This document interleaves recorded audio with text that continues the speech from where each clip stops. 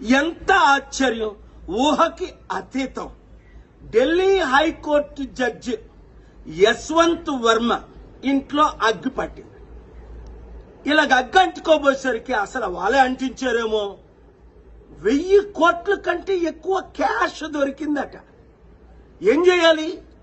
Immediate గా ఆయన్ని arrest చేయాలి, రిమాండ్కి పంపించాలి, ఇన్వెస్టిగేషన్ చేయాలి, సిబిఐ, ఈడీ అందరి ద్వారా. ఏమీ చేయకుండా CJ court, supreme court collegium ఆయన్ని సీక్రెట్ గా అలహాబాద్ కోర్టుకి ట్రాన్స్ఫర్ చేశారు. అరే, ఇక్కడ రేప్ చేశాడు ఒక టీచరు, గవర్నమెంట్ టీచర్ అంటే ఇంకొక స్కూల్కి పంపిస్తాడా అక్కడ రేప్ చేయమని? ఇంత దారుణమా జ్యుడిషియర్? అందుకే నేను ప్రిపేర్ చేసిన పిల్లు, వీళ్ళు మైలార్డు ప్రభులు కాదు జడ్జిలు, వీళ్ళకి ఇమ్యూనిటీ ఉండకూడదు.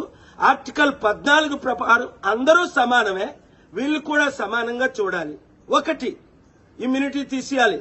2, ఈ జడ్జిల మీద ఇమీడియట్ ఇన్వెస్టిగేషన్ చేయించాలి.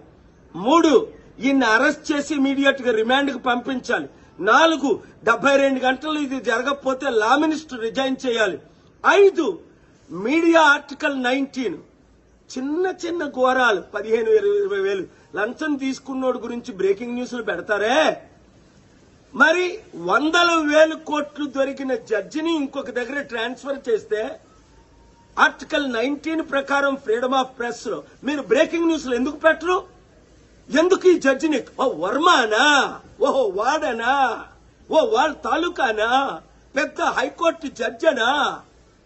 దేశం సర్వనాశనం అవ్వకూడదంటే ఇప్పుడు నేను మాట్లాడిన మాటలు డెమోక్రసీని కాపాడదామన్నవారు, జ్యుడిషియర్ని కాపాడదామన్నవారు, దేశాన్ని కాపాడదామన్నవారు బ్రేకింగ్ న్యూస్లు పెట్టి ఈ వీడియో నరేంద్ర మోదీ ప్రధానమంత్రి గారి దగ్గరికి వెళ్ళినంత వరకు, లా మినిస్టర్ రిజైన్ చేసినంత వరకు, ఈ జడ్జి అరెస్ట్ అయినంత వరకు చట్టాన్ని కాపాడదాం, దేశాన్ని రక్షిద్దాం. వీడియో అందరికీ షేర్ చేయండి.